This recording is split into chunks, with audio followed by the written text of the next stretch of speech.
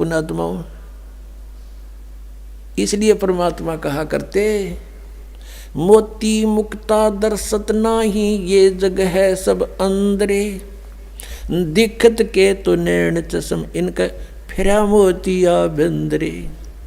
ये दिख है विद्वान पुरुष और महर्षि को हमें, इनका मोतिया बिंद है। जिसका मोतिया बिंद हो आंखों में, आंखें तो दिखाई देती हैं जैसे बड़ा स्वस्थ आंखें हैं, सब कुछ दिखता होगा, लेकिन वो नपट अंधा है जिसका मोतिया बिंद हो गया दोनों आंखों में। तो परमात्मा कहते हैं कि तुमने ये महर्षि दिखाई दे, गुरु ब्राह्मण दिखाई देते हैं, ये मंडलेश्वर, इनका मोतिया बिंद हो रहा है, इन्हें अपने सदग्रंथों में लिखी हुई सच्चाई का नहीं पता। और फिर निराकार कहते। अब दिखाते हैं आपको परमात्मा की सारी स्थिति, देखिएगा। ऋग्वेद मंडल नंबर 9, ऋग्वेद मंडल नंबर 9 अब दिखाते हैं, और सूक्त नंबर 86। भगवान साकार है या निराकार है, वो कैसी लीला करता है। ये है ऋग्वेद मंडल नंबर 9, 10 इकट्ठा अनुवाद है। ये है सार्वदेशिक आर्य प्रतिनिधि सभा, महर्षि दयानंद भवन, रामलीला मैदान, नई दिल्ली से ये प्रकाशित है। और ये मुद्रक है Prince offset printer, 1510 Pataudi house, Daryaganj, नई दिल्ली से ये छपा है, छप्पा खाना इसका ये। अब देखना, ये है ऋग्वेद मंडल नंबर 9 और सूक्त 86 का मंत्र नंबर 26। इसमें लिखा कि यज्ञ करने वाले यजमानों के लिए परमात्मा, यज्ञ करने वाले माने धार्मिक अनुष्ठान यानी साधना करने वाले, यजमान माने भक्तों के लिए परमात्मा सब रास्तों को सुगम करता हुआ उनके विघ्नों को मर्दन करता है और उनको पवित्र करता हुआ और अपने रूप को सरल करता हुआ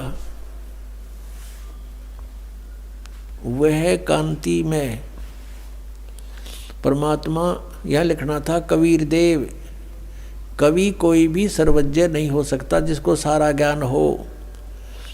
कवि कविता बना सकता है, ये कबीर देव लिखना था यहाँ पर। वो कबीर देव विद्युत के समान यानी आकाशीय बिजली की तरह सेकंड में नीचे आ जावे, क्रीड़ा करता हुआ, ऐसे लीला करता हुआ वर्णीय पुरुष को यानी अच्छी आत्मा को प्राप्त होता है।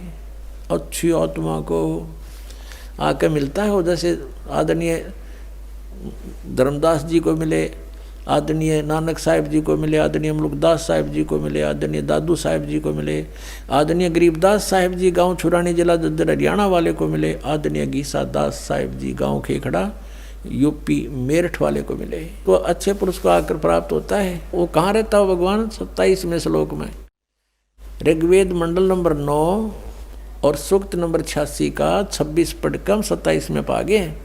इसमें इन्होंने ये जो निराकार मानते थे भगवान को और वेद बता रहे हैं, वह परमात्मा प्रकाश पुंज को, परमात्मा को, जो परमात्मा ध्युलोक के तीसरे पृष्ठ पर विराजमान है वहाँ रहता है। तीसरे एक स्थान पर रहता है ध्युलोक के यानी उस तेजो में लोक सतलोक के एक स्थान पर, तीसरे स्थान पर विराजमान है, स्थान पर विराजमान है, वहाँ रहता है। निराकार क्यों करो भगवान जब वहाँ बैठा है? आगे दिखाते हैं। ये है ऋग्वेद मंडल नंबर 9 सूक्त 82 का, ऋग्वेद मंडल नंबर 9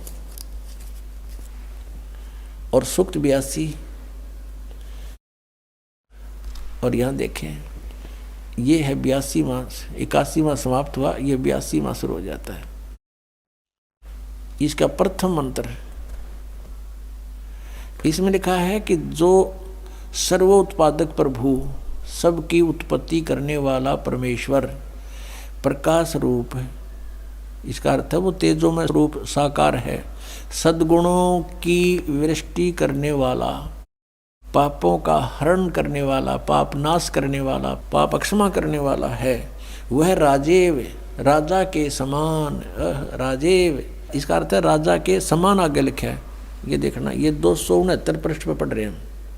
कोई भ्रमत कर देगा कि दूसरा पृष्ठ दिखा दिया होगा। ये 270 दिखाऊंगा। ये देखो 270 यहाँ लिखा है। 82 का पल्ला पढ़ रहे हैं, 82 का 9 के 82 का।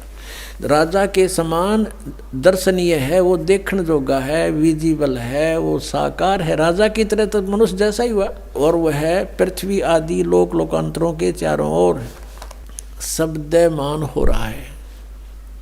वह वर्णीय पुरुष को, वर्णीय माने अच्छी आत्मा को, श्रेष्ठ पुरुष को, जो दृढ़ भक्त है, जो दृढ़ भक्त है उसको पवित्र करता हुआ प्राप्त होता है। जैसे आदरणीय धर्मदास साहिब जी को, जो दृढ़ भक्त थे, उसके बाद डगमग नहीं हुए। आदरणीय मुलुकदास साहिब जी को, आदरणीय दादूदास साहिब जी को, आदरणीय गरीबदास साहिब जी गांव छुड़ानी जिला जज्जर हरियाणा वाले को, और आदरणीय घीसा दास साहिब जी को गांव खेखड़ा मेरठ यूपी वाले को।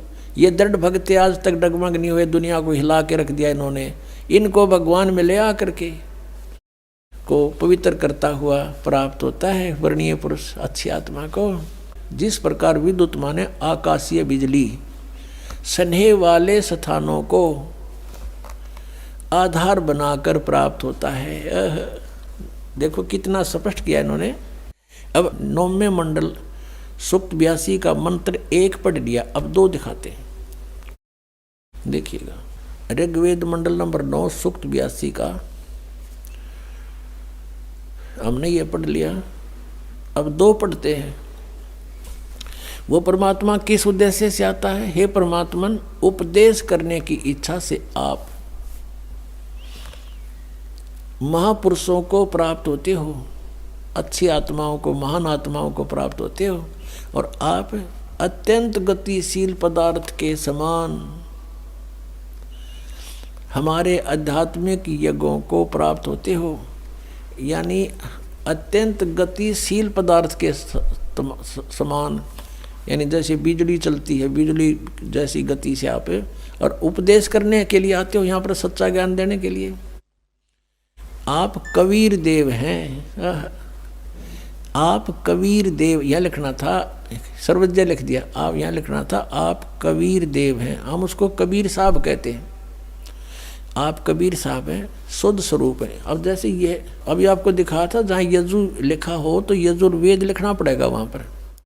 वो इन्होंने किया भी है। महर्षि दानंद ने यजुर्वेद के 36वें अध्याय के प्रथम मंत्र में यजु का अर्थ यजुर्वेद किया है। तो यहाँ लिखना था वो कबीर देव है, वो शुद्ध स्वरूप है।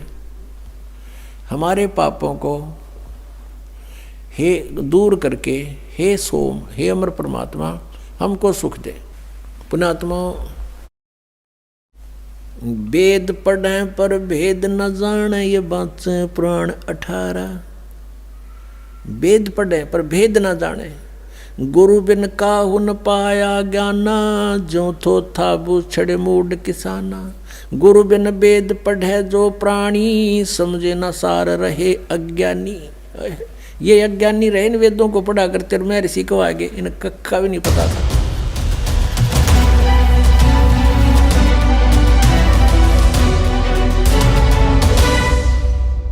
ये देखिएगा, यजुर्वेद प्रकाशक हैं सार्वदेशिक आर्य प्रतिनिधि सभा 2/5 महर्षि दानंद भवन, रामलीला मैदान, नई दिल्ली। ये यहाँ से छपा है। मुद्रक है Prince offset printers, 1510 Pataudi house, Daryaganj, नई दिल्ली से। इस 5वें अध्याय का 32वां श्लोक आपको दिखाते हैं। ये है 5वां अध्याय, 5वां, और ये यजुर्वेद, ये 32वां अध्याय श्लोक है, मंत्र है। यहाँ लिख रखा उसी गसी कबीर अंगारी असी। अब हम इसको कबीर बोलते हैं, बै कबीर, ये वह है, हम वह बोला करें। जैसे किसी का नाम वेद प्रकाश होता, हम कहेंगे आ वेद प्रकाश आजा। जैसे कोई धर्मवीर है तो धर्मवीर बोला करें हम, ये हमारा अपना लोकल लैंग्वेज है। तो हम इसको कबीर को कबीर बोलते हैं। अंगारी माने पापों का शत्रु, बम भारी माने बंधनों का शत्रु। इन्हीं का फिर है सवर ज्योति रित धामा आसी। ये देखो, हे जगदीश्वर, जिस कारण आप कांतिमान हैं। अंगारी माने छोटे चलन के जीवों, छोटे चलन वाले जीवों के शत्रु नहीं, ये तो बकवाद कर रखी, अनुवाद ठीक नहीं किया। अंग अरि माने शत्रु, अरि इसको संधि छेद करें, अंग अरि, अग अग माने अंग माने पाप होता है, पाप का शत्रु। और इसने क्या कर दिया, इसका अर्थ यूं कर दिया, संधि छेद करते समय इसको ऐसे कर दिया। और हम इसको अगर जैसे ये यजुर्वेद है, यही इसका इन्हीं से सेट होगा ये मामला। अब ये 36वां अध्याय यजुर्वेद का दानंद द्वारा अनुवाद है इसका। इसके प्रथम मंत्र में लिखा है रचम वाचम परपदे मनो यजु परपदे। ये यजु शब्द है ना ओनली, और यहाँ अनुवाद किया इसने इसका, इसमें यजु का अर्थ यजुर्वेद लिख दिया, बिल्कुल सही किया। अब ये यजु है, यहाँ लिखना पड़ेगा कि ये यजुर्वेद के विषय में है, ये पूरा अब बना इसका अर्थ यजुर्वेद। तो यहाँ ये देखो कवि है, इन्होंने यहाँ कवि कर दिया इस 5वें अध्याय का। और ये जो 32वां श्लोक हम पढ़ रहे हैं, इसमें ये जो कबीर शब्द है, इसको इन्होंने ऐसे कर लिख दिया। अब इसका अर्थ करते समय यहाँ लिखना चाहिए था कबीर देव लिख देते, ये कबीर वह लिख के कबीर लिख देते, कबीर देव लिख देते, तो हम उसको कबीर देव बोल रहे हैं, कबीर देव।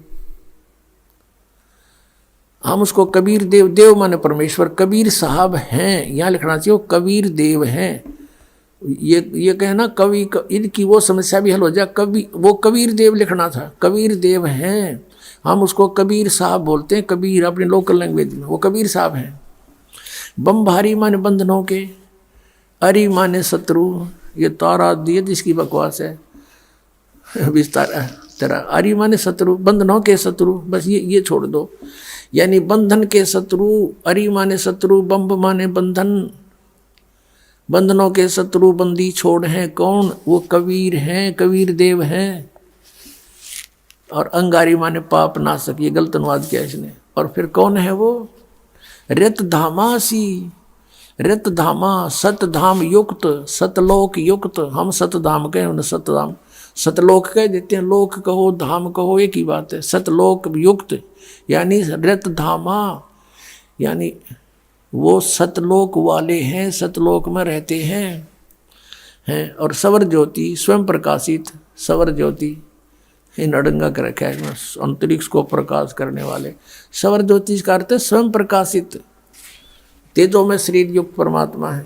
अब प्रसंग चल रहा है पुण्यात्माओं कि वेद मेरा भेद है, मैं ना वेदन के माही, जौन वेद से मैं मिलूं ये वेद जानते नहीं।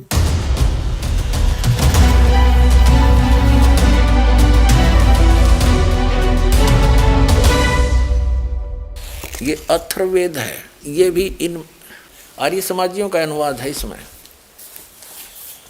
महर्षि दयानंद व उसके चेले ही वेदों का अनुवाद करते रहे हैं। ये कहाँ से छपा है, वहीं से प्रकाशक है पंडिता राकेश रानी। और ये कहाँ से छपा है, प्रधान कार्यालय वेद मंदिर महात्मा वेद भिक्षु सेवाश्रम, लेखराम नगर अब्राहिमपुर मुखमेलपुर दिल्ली। इतना ये है, ये देखिएगा चतुर्थ कांड में। और यहाँ देखिएगा एक 7वां मंत्र है, ये 7वां। इसमें यहाँ पर कबीर देव शब्द है, कबीर देव। ये अथर्वणम पित्रम देवबंधु बृहस्पतिम नमसा च गच्छात। तुम विश्वेश्वाम जनिता, तो माने आप विश्वसाम यानी सब ब्रह्मांडों के उत्पन्न करने वाले हो। यथा से देव कबीर देव है न दबायत स्वाधावान। इसमें लिखा है गतिशील पुरुषार्थी पुरुष निश्चल पिता विद्वानों व सूर्यादि लोकों का बंधु नियामक बड़ों बड़ों के स्वामी परमेश्वर को नमस्कार के साथ निश्चय करके पहचानिए, हे परमेश्वर तू सब सुखों का उत्पादक हो। क्योंकि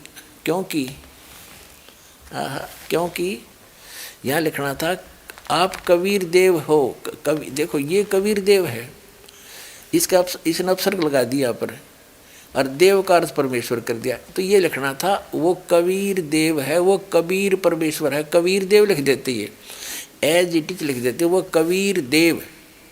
हम उसको कबीर देव माने परमेश्वर, वह कबीर परमेश्वर है, इसका ये अर्थ है। जो सबका रचनहार और सच्चा साथी, सब ब्रह्मांडों का रचनहार, वो कबीर देव है, कबीर साहब है। हम कबीर साहब कहें, कबीर भगवान साहब को, परमात्मा को, राम को, अल्लाह को, गॉड को, खुदा को, कबीर गॉड है।